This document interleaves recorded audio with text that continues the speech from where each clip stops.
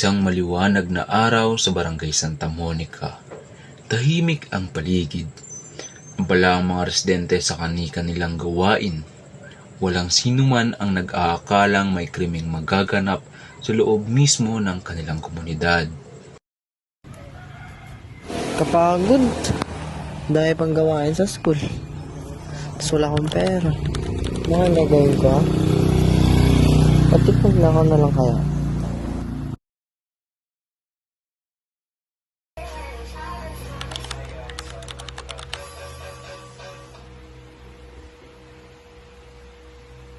Baho mo na ba? May naaamoy lang ako dito. Piling ko ako yun eh. Nakatawa ko sa sarili. Punta pa ba siya? Sabi niya pupunta siya eh.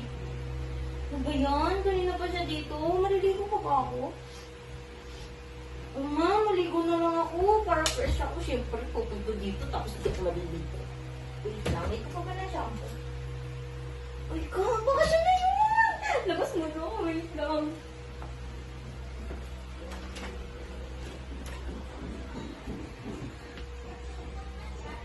Hindi mo kaya siya. Oh my God!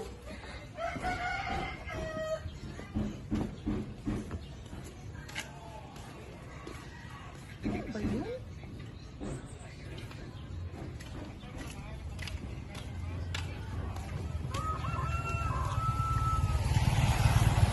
Ang lalaki na to, pabalik-balik, papansin lang.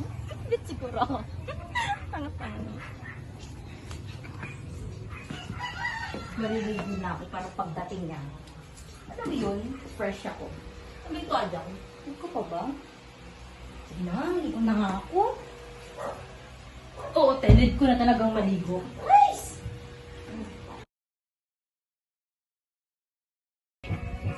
Gagawin ko ba ba't na yung plano ko na to? Total, wala naman ako pera. Nagnakaw na lang kaya ako.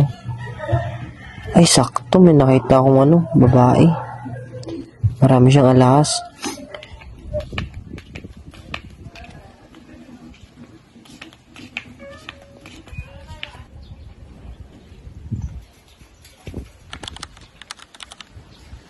Salamat, makapaglaro na rin.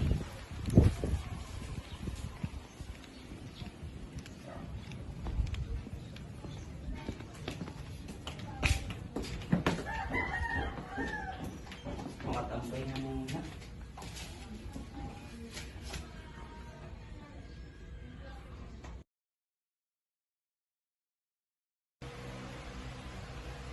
Diba? Fresh. Pwede nang matulog. May cellphone ko. Tagal naman, naiinis na ako mag-antay. Tamad ako mag-antay sa mga tao na paano. Babae ako, Hindi ako dapat pinapaantay. Natulog na lang ako. Pero magsisilpot pa ako baka sa kanila. Try kumain ito. Malaking suso. Sana yung gusto ko sa sakero. Ito yung green card.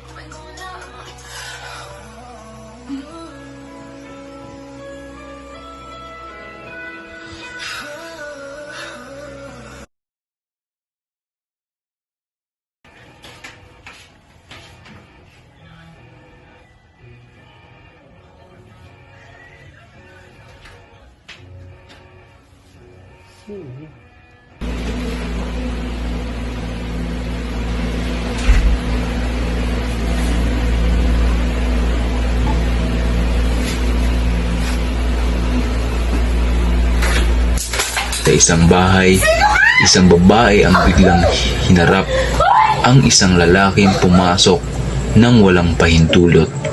Samantala, isang lalaki na hindi niya kaanak kundi kapitbahay ang nadamay. Siya ay tinangkang patahimikin, ngunit nakaligtas. Siya ngayon ang pangunahing saksi sa nangyari.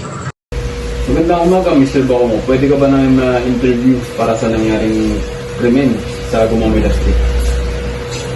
Pwede naman. Mr. Bacomo, magandang umaga. Ako si Police Inspector Mr. Reyes from our Police Station 1. So, ang tanong ko lang po sa inyo, Mr. Bacomo, kilala niyo po ba yung gumawa ng krimen nito? Hindi po. So, ano po ba yung mga Mr. Bacomo, yung ginagawa niyo at that time na nangyari yung krimen? Tumatambay lang ako sa labas ng aking kwarto. Nakita niyo po ba yung pumasok sa kwarto ng ating biktima na si Miss Pisumilla? Nakita ko siya, pero nakabalot kasi ang kanyang mukha kaya hindi ko na-identify. Pwede maaari niyo po bang i-describe kung ano yung kanyang kasuotan nung nangyari yan? Sa pagkakaalala ko, nakapants siya at saka nakadamit lang. Baka may naalala pa po kayong iba, yun lang, yung pag-describe niyo po sa kanya, Mr. Bacomo. Wala na akong maaalala kasi nung nangyari yung krimen, nakita ko na lang yung biktima na nakaiga na rin. Tapos doon na ako nasaksak at tumilapon sa matama. Mr. Bacomo, may napansin po ba kayo na mga tattoo sa mukha o sa katawan niya na maaari niyong maikonfirma sa amin? Wala naman. Sige, Mr. Bacomo, kung gano'n man po, gagamitin po namin itong mga sinabi niyo sa amin para mag-imbestiga pa sa mga nangyaring krimen na yan. Maraming salamat ulit, Mr. Bacomo. Sige po. Salamat. Ayon sa investigasyon, walang personal na alitan sa pagitan ng mga biktima at ng sospek. Hindi sila magkakamag-anak. Ang lalaking biktima ay isang kapitbahay lamang na nagkataong naroon sa oras ng insidente. Sa huli, ang tanong, may hanggan ba ang desperasyon? At kailan naging krimen ang pangangailangan? Muli, ako si Joshua S. Mostera. Ito ang Soko.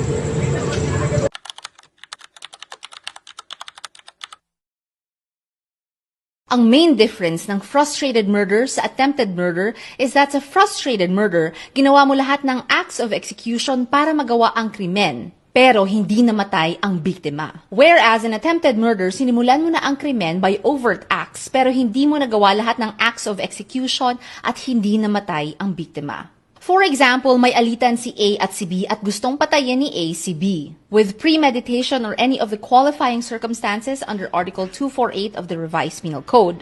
Kapag pinaputukan ng baril ni A si B at natamaan si B sa parte ng katawan na nakamamatay, pero hindi siya namatay because of timely medical assistance or nadala siya sa hospital, the case that should be filed against A is frustrated murder. Kapag naman, for example, hindi natamaan ni A si B dahil nakailag ito, that is only attempted murder. Actually, kahit na nadaplisan si B or natamaan ito sa paa or kamay, attempted murder lang pa rin ito, hindi frustrated murder, as long as yung sugat ay hindi nakamamatay.